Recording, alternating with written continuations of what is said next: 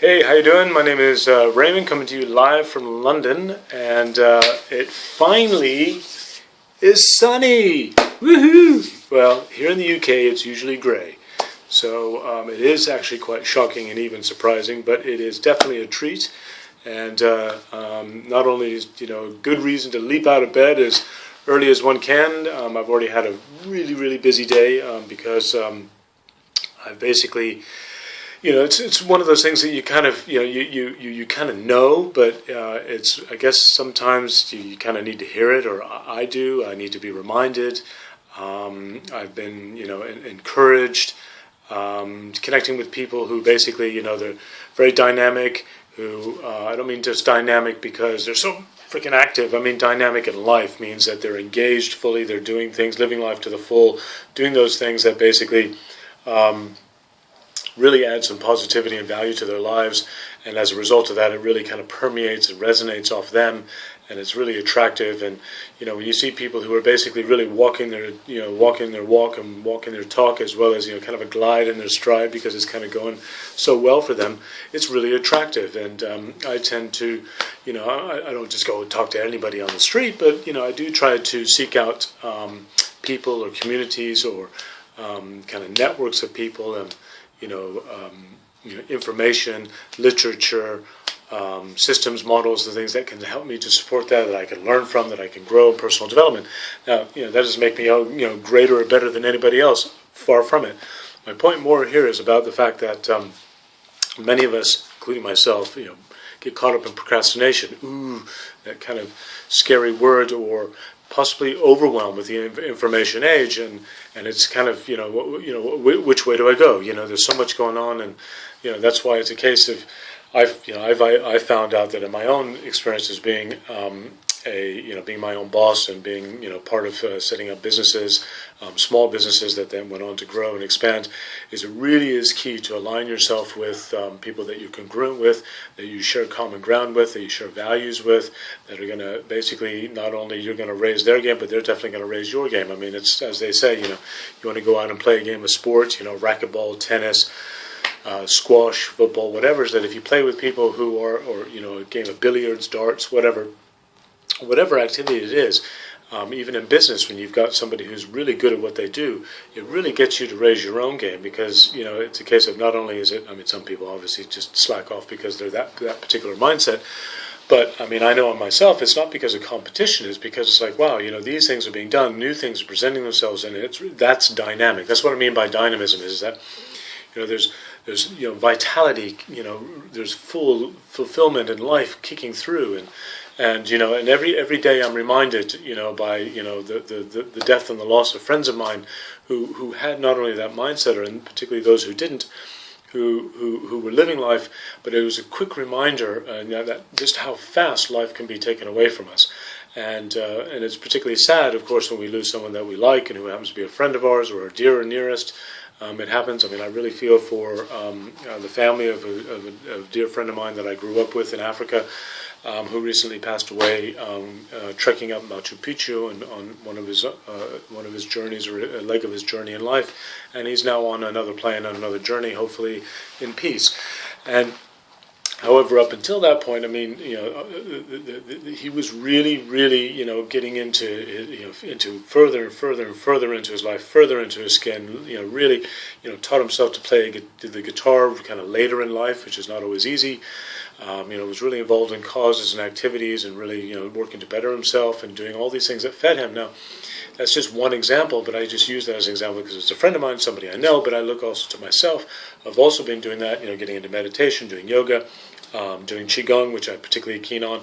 Every summer I go and hang out with a kind of a 10-day retreat and out in the open, camping in Mother Nature, literally, close to the land, not only with a bunch of other people, who basically are looking to, possibly peel off the layers of the year, or the layers of the urban setting, because I live in the city. I still live in London, as I said. I take the kids down, they run feral, they get to get, muddy, dirty, check out, climb trees, swing off, jump in streams, run naked, whatever the heck it is that they want to do. and really kind of, with all this, health and safety and this PC bullshit that I get really irritated with, and I'm sorry not to go negative on you, but I just think that life, in fact, is to be lived. And I think if we kind of cut ourselves short, it's not to kind of like just push a kid out there on the ledge and say, hey, jump. It's a case of that they need to challenge themselves, and that's part of life. And, there's that just like the birthing process. I mean, I understand for health reasons that someone would need a C-section or need an emergency birthing birthing scenario. But I mean, there are many people who do it just as kind of an aesthetic thing or a lifestyle, or some kind of vanity reason. When in fact that particular process of going through the birthing process and that struggle between mom and child to enter into life, watching recently we released a bunch of butterflies. We got them as larvae. They became caterpillars. They became chrysalis hanging there, and then eventually they came through, and there was a bit of blood, there was a bit of guts, and there was a bit of this, and they came out, and then the wings came, and they became these beautiful creatures that we then released into our back garden, and the kids got to watch that, and they themselves, as we were talking along with it, says that's effectively just like your life, just in a very narrow short span, but It's life in front of you unfolding, and everything's doing it at their own different levels and stages and period of evolution. And I think that if we really don't try to reach out and attain that, rather than lower the bar and thinking whatever, is to raise our bar or keep it high, so there's something to attain. Shoot for the stars and get the moon. I mean, that's an old saying. It's kind of cliche, but we can talk of all these things, and yes, they are cliche, and it's easy to say. It's the doing that's the difficult bit. That's the challenge, and that's where often many of us either get scared off, or we get overwhelmed, or we just freeze, or we just did the big questions over. We can't seem to connect to the answers because we're out of alignment, or we're just not in kind of resonating with that vision and that values. And so many of us are doing things that are in conflict, and we have limiting beliefs that we think we want one thing, and then our inner selves are saying something else, and there's a conflict. But it's about taking the time and the wherewithal and processing to actually dive into that. I mean, that's part of the journey. It's not the only part of the journey, but it's so much a part of the human journey is to really, really get past ourselves, get past ego. Ego is there to protect us, but sometimes it gets outmoded and outdated, and we often just don't take it on board. And take that on board, and we just kind of listen to the emotions take. Are we emotionally evolved? Are we emotionally intelligent? And the ego and the emotions and stuff, they take over and they get in the way. And sometimes just taking pause and getting rid of the noise and the clutter and just the bombardment of information, as well as focusing on those things that feed us really, really, really well, and that we're aligned with. And it can be whatever. I mean, it could be your books of religion or faith or scripture, or whatever it happens to be for you. It's very real, and if it has that resonance, it has that power, it has that impact, it really moves you, then go with it by all means. Unfortunately, there are many people who bang the scripture who don't necessarily live by it, but there's so many other thinkers out there. There's so many other people, and there's thoughts of your own that are valued, and they actually mean something. They're unique, and don't ever undervalue yourself and underguess yourself. And everything has something. It's just sometimes we don't know where to plug that in. So sometimes we need to look to people who have been able to do it, who might show a way of doing it, not the way, a way. And model that and see if you can duplicate that, but you will still bring your uniqueness, bring that in, be somewhat selfish in the good sense in the sense that, taking care of yourself, developing yourself, empowering yourself, and then, once you have kind of sorted yourself out, if you will, even though it's a lifelong, ongoing process, you then can, you're in a position and you have the capacity and you have the space within yourself to then reach out and help others around you and add value to their lives and share with them. But we're constantly having to input. But if if it's crap in, like in the idiot box on TV, it's crap out. So I wake up in the morning, and if I'm not being jumped on, or if I'm not being woken up earlier than I want to, or I've been working really late into the night, because I often do that. I like to do that. The house is quiet. It's a choice. It's a luxury that I can afford as in my own business, an online business entrepreneur.